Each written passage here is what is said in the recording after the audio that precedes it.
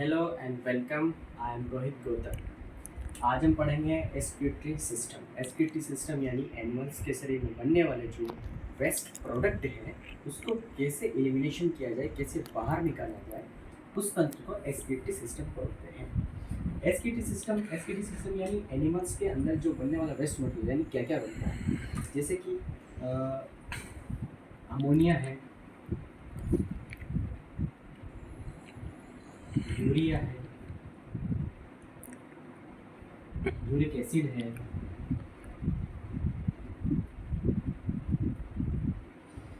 और ये सब नाइट्रोजनी पदार्थ वेस्टेज है, क्योंकि शरीर में बनने वाले एमिनो एसिड्स और प्रोटीन्स के विखंडन से इनका निर्माण होता है। एमिनो एसिड्स और प्रोटीन के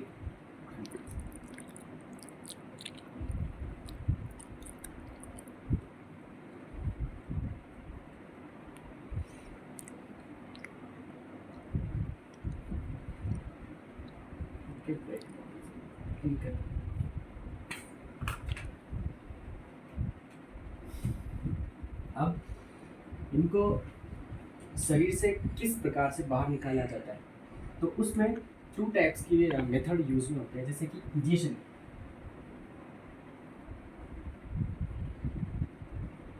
एंड एक्सक्रीशन।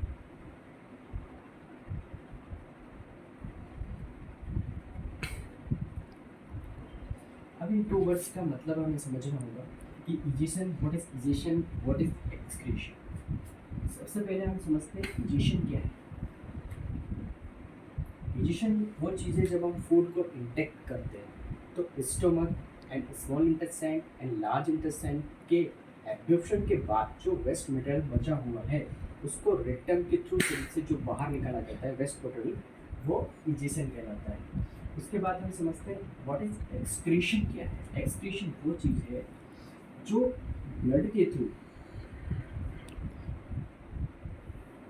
ब्लड के थ्रू जो फूड को इंटेक किया जाता है ब्लड में, उसको मेटाबॉलिक एक्टिविटी के दौरान जो फूड ब्लड सेल्स में चला गया है उसका डाइजेशन जो होता है वो एक्सक्रीशन कहलाता है। अब इसके दौरान जो carbohydrate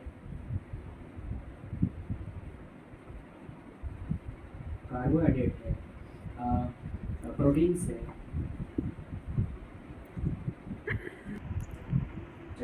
carbohydrate, protein and fatty acids का निर्माण होता है।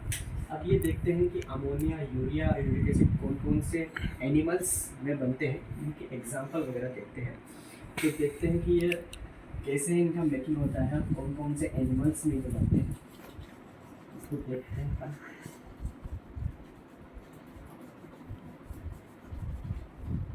तो ये है अमोनिया,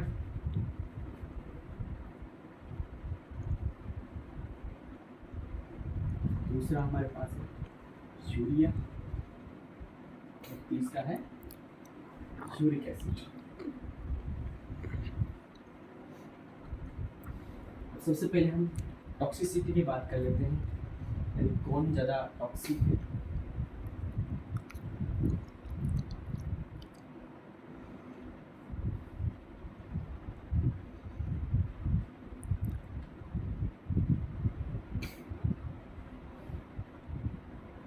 अमोनिया सबसे ज़्यादा हाईली टॉक्सिक होती है, तो इसको अपन ऐसे दर्शा देते हैं। ये थोड़ी कम होती है तो इसको थोड़ा सा ऐसे दर्शा देते हैं, और एक थोड़ा और कम होती है।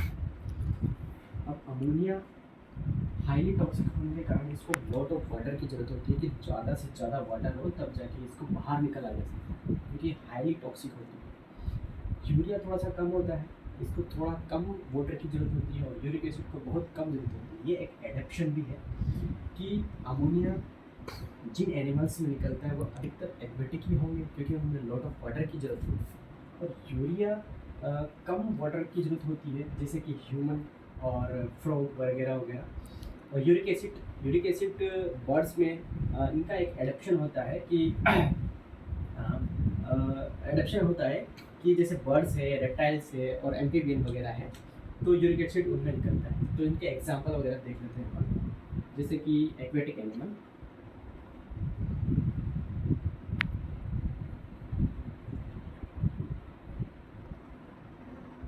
एक्वेटिक एनिमल और इंसेक्ट्स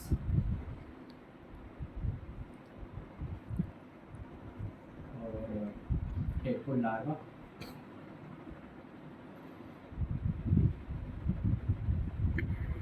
और यूरिया में ह्यूमन आ जाएगा, फ्रॉग आ जाएगा, यूरिक एसिड में बर्ड्स आ जाएंगे,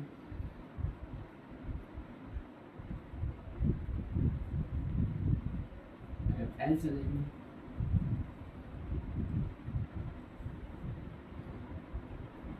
और कुछ इंसेक्ट आ जाते हैं। तो इस प्रकार से ये एग्जाम्पल हमारे पास हो गए कि एक्वेटिक एनिमल्स हैं, इंसेक्ट हैं, टेडपोल लार्वा हैं, इनमें अमोनिया का निर्माण होता है क्योंकि ये एक्वेटिक हैं। यूरिया ह्यूमंस में बनते हैं, फ्रॉग में बनते हैं, और uric acid birds and reptiles and insect में बनते हैं। अभी कैसे बनते हैं, इनमें क्या क्या ऑर्गन काम आते हैं, वो चीज़ हम देख लेते हैं कि urea, uric acids and ammonia हमारे पास कैसे कैसे बनते हैं। तो क्लासिफिकेशन के हिसाब से हम देखें तो लोअर जो एनिमल होते हैं, लोअर एनिमल जैसे कि एग्जांपल हम देख लेते हैं,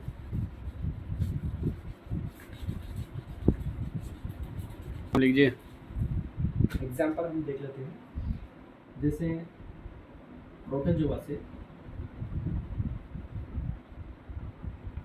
टू कोरिफेरा।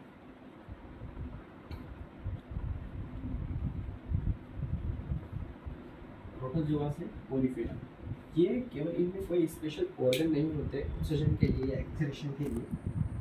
तो ये नॉर्मली जो बॉडी सरफेस है उसी के द्वारा एक्सक्रीशन कर लेते हैं। इनमें कोई स्पेशल ऑर्गन नहीं पाया जाता है प्रोटोजोआ और कोरिफेरा में।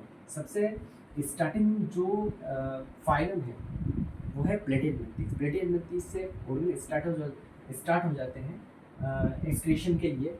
तो प्लेटियलमिंथीज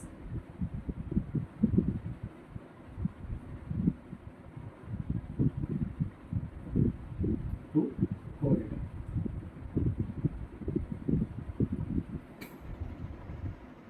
प्लेटियलमिंथीज के बाद में एस्केलमिंथीज आता है और एलिडा आता है, मोलस्का आता है। तो इनमें विभिन्न प्रकार के एक्सक्रीशन ऑर्गन पाए जाते हैं, जैसे कि मोलस्का में बोजिनस ऑर्गन हो गए, केबर्स ऑर्गन हो गए, और ऑर्थोपोडा और मोलस्का में सबसे पहले अलग अलग प्रकार के ऑर्गन्स पाए जाते हैं। तो हम मेनली कोडेटा में देखते हैं, कोडेटा में भी ह्यूमंस का देखते हैं।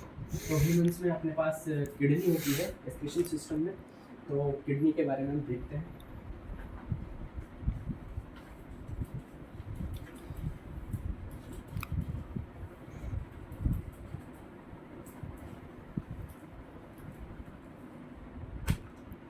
किडनी भी 2 टाइप्स की होती है, मीजोमेरिक और मेटामेरिक। तो सबसे पहले मीजोमेरिक के बारे में देखते हैं।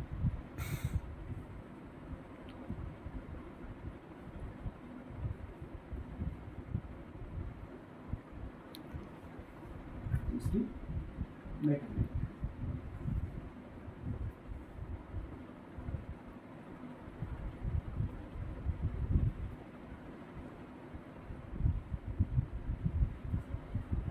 मीजोमेरिक वो किडनी होती है जिसमें हेलने का लुक लेस डेवलप या एब्सेंट होता है, तो उसे मीजोमेरिक किडनी कहते हैं।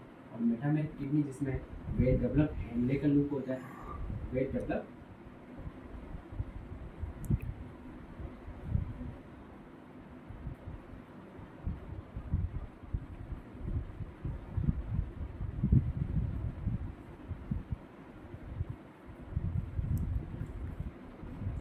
उसमें लेस डेवलप या एब्सेंट लूपो हेलर।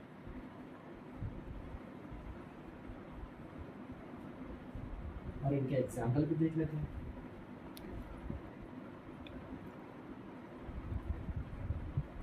इसमें तो सबसे पहले ह्यूमन, और इसमें देख लेते हैं अपन बर्ड्स देख लेते हैं, और एम्फीबियन देख लेते हैं।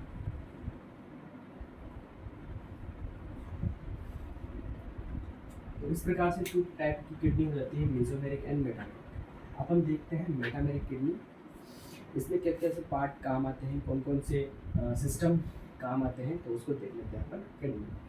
चलिए मेटामेरिक किडनी ह्यूमन में मेटामेरिक किडनी।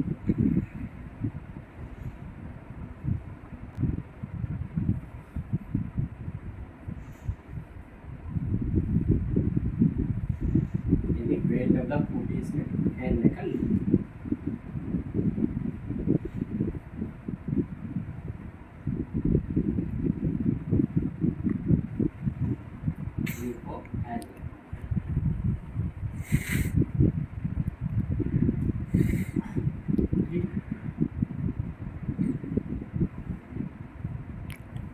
अब इसका स्ट्रक्चर देखते हैं कि इस स्ट्रक्चर में क्या क्या होता है, क्या क्या नहीं होता है, कौन कौन से पार्ट होते हैं, कौन कौन से नहीं होते हैं। तो इसके पार्ट को देख लेते हैं।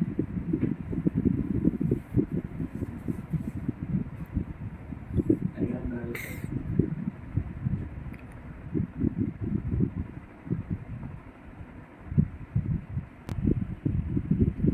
ओके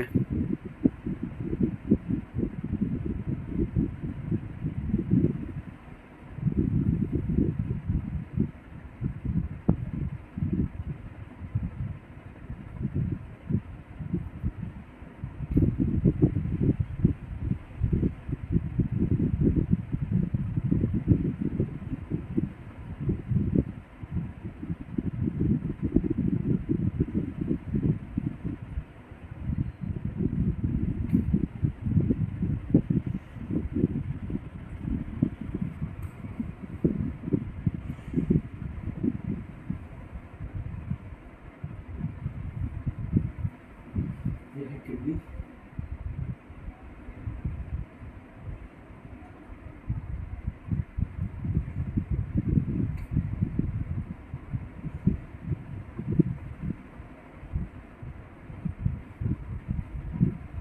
ये है किडनी का डायग्राम। इसकी स्थिति हमारे बॉडी में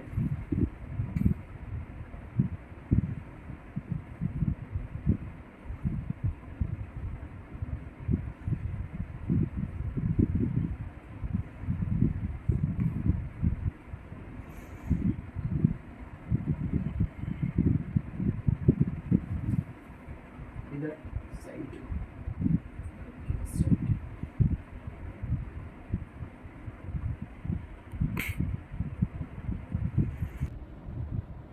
तो डायग्राम है मेटामेरिक किडनी का। ये हमारे शरीर में डोर्सल साइड पर प्रेजेंट होती है, इधर साइड्स में डोर्सल साइड पर प्रेजेंट होती है यहाँ। अब इसके डायग्राम में देखें तो एक लेफ्ट किडनी, एक राइट किडनी। लेफ्ट किडनी के ऊपर, लेफ्ट किडनी थोड़ी सी ऊपर होती है राइट किडनी की अपेक्षा, और इनके ऊपर एक ग्लैंड पाई जाती है जिसका नाम है एड्रिनल ग्लैंड।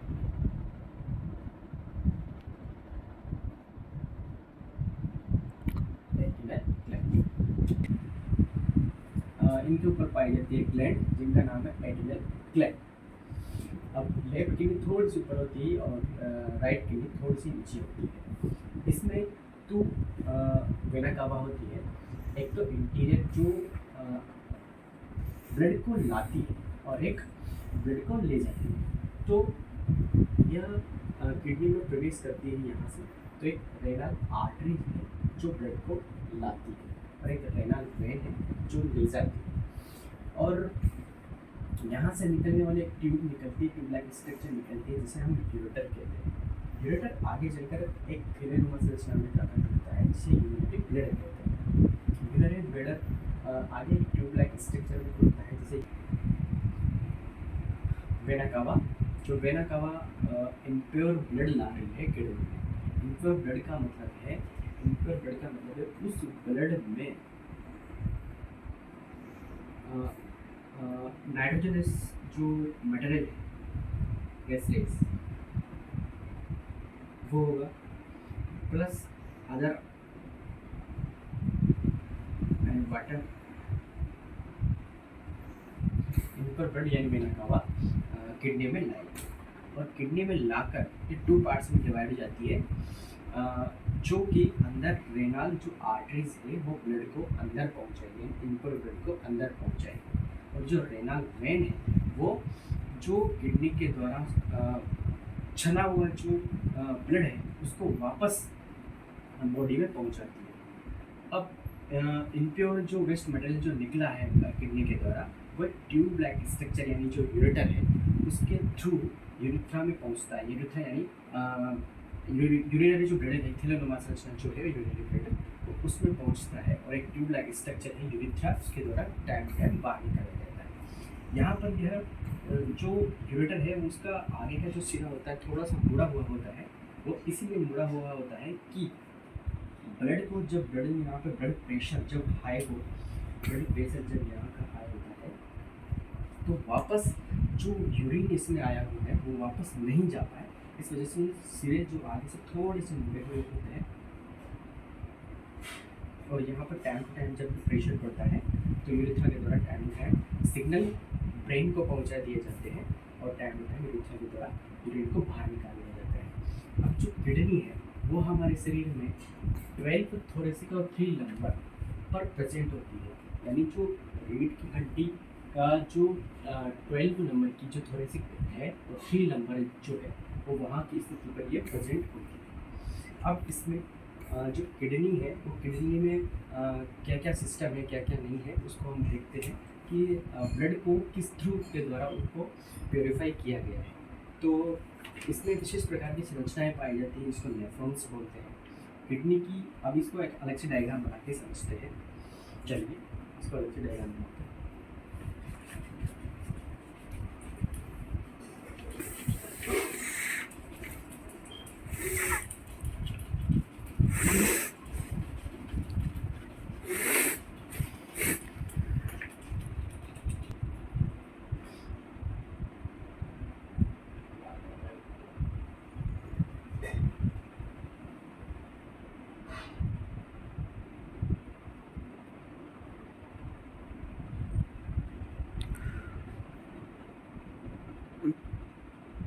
तो ये है किडनी का चित्र।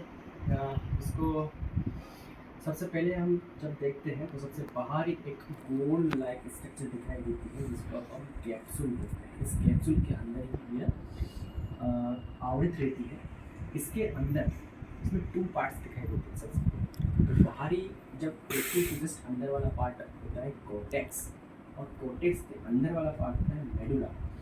जब कोर्टेक्स और मेडुला में देखेंगे तो ये जो पायरामिड लाइक स्ट्रक्चर जो है इसमें एक तंतु में स्ट्रक्चर पाई जाती है जिसे हम नेफ्रॉन बोलते हैं, और जो नेफ्रॉन कॉर्टेक्स और मेडुला के बीच में पाए जाते हैं उन्हें जक्स्ट्रा मेडुलरी नेफ्रॉन बोलते हैं।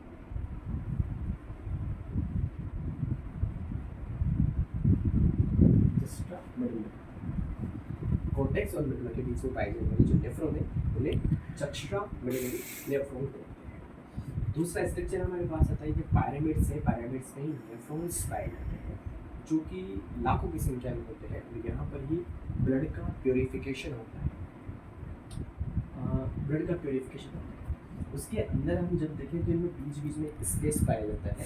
उस स्पेस को अपन कहते हैं रेनाल कॉलम होता है, और इस इनके बीच के स्पेस को रेनल कॉलम बोलते हैं। बीच के जो स्पेस को रेनल कॉलम बोलते हैं।